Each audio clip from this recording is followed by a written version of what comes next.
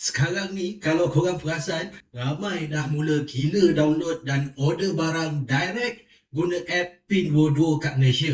Kita boleh beli terus dari kilang di China. Siap ada free shipping sekali. Tapi tak ramai yang tahu Pinduoduo dan Temu, satu lagi app, adalah dari company yang sama. Dua-dua app ini adalah adik-beradik di bawah satu syarikat Indo global yang sama, iaitu PDD Holdings. Tapi cuba kawan-kawan tengok akaun Mumu saya sendiri ini. Saya dah melabur dalam PDD Holdings ni pada harga $125 sesaham.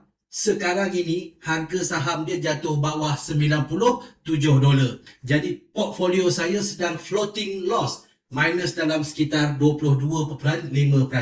Jadi kenapa app ini yang tengah viral gila-gila masuk pasaran Malaysia, tapi pelabur-pelabur global tengah sell off, tengah buang saham ini?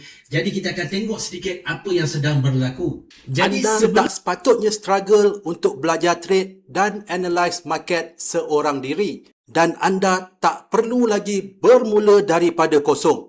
Quantica Public Signals sudah pun live. Setiap hari anda boleh semak market signal percuma untuk bantu faham apa news yang gerakkan chart, level mana yang penting, setup masih valid atau dah lemah, risiko apa yang perlu diperhatikan. Bukan itu saja, anda juga boleh komen dan bincang setup dengan community trading di Signal page. Daftar dan dapatkan daily public signals percuma melalui email. Untuk keterangan lanjut, boleh refer di quantica.my/signals. Jadi sebelum lagi Pinduoduo ini masuk market Malaysia secara direct macam sekarang ini, saya dah pun beli saham dia. Tapi kenapa? Sebab utama adalah pertumbuhan dia, growth dia yang luar biasa, especially dekat pasaran US sebelum ini. Jadi Pinduoduo ini banyak buat income, banyak buat profit berbilion dolar daripada pasaran US melalui loophole yang dikenali sebagai de minimis loophole. Jadi mengikut undang-undang ini, semua barang-barang daripada luar negara boleh masuk US sekiranya di bawah $800 tanpa perlu membayar sebarang teks. Langsung tak ada teks daripada custom di US.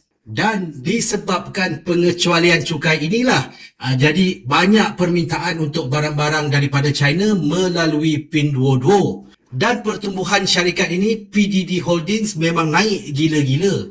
Tapi dalam investment, dalam pasaran saham, ada satu perkara yang boleh musnahkan sesuatu business model sesebuah syarikat itu dengan sekelip mata. Sebagai contohnya dalam kes ini ialah geopolitical risk ataupun risiko policy. Pentadbiran Donald Trump telah mengambil tindakan drastik untuk sekat kemasukan barang-barang murah dari China.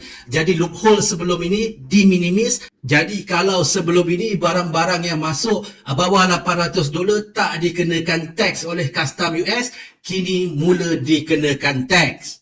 Jadi bila dah kena cukai custom, lepas tu pemeriksaan ketat custom, ini menyebabkan kos operasi Pinduoduo di US telah meningkat serta-merta dan seterusnya menyebabkan permintaan pengguna daripada US untuk barang-barang daripada Pinduoduo jatuh mendadak. Jadi akhirnya bila pasaran US dah mula kena sekat, maka Pinduoduo nampaknya bertindak secara agresif untuk mula fokus ke pasaran Southeast Asia seperti kita di Malaysia, di Indonesia, di Singapura, di Thailand dan sebagainya.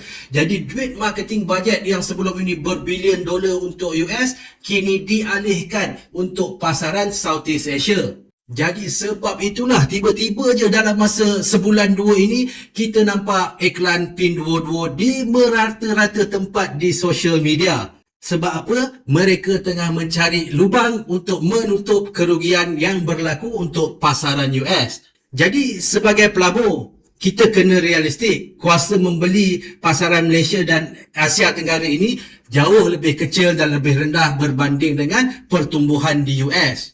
Walaupun app Pinduoduo ini memang viral sekarang ini, tapi apakah ia boleh mengganti kejatuhan permintaan especially-nya daripada pasaran US? Jadi again, pada masa ini saya masih lagi kekal berada dalam keadaan yang negatif untuk saham Pinduoduo ini. Maybe dalam masa setahun dua ini, permintaan maybe daripada Southeast Asia boleh kembali untuk menampung kejatuhan permintaan di pasaran US, dan lambat laun maybe saham ini juga, saham Pinduoduo ini boleh meningkat kembali. Jadi untuk kawan-kawan yang dah download dan cuba app Pinduoduo ini, cuba kongsikan pandangan kawan-kawan, adakah memang betul barang-barang daripada Pinduoduo ini ke Malaysia memang sangat-sangat murah berbanding daripada aplikasi lain. Cuba komen di bawah video ini. Sekian, kita jumpa dalam video yang seterusnya. Assalamualaikum.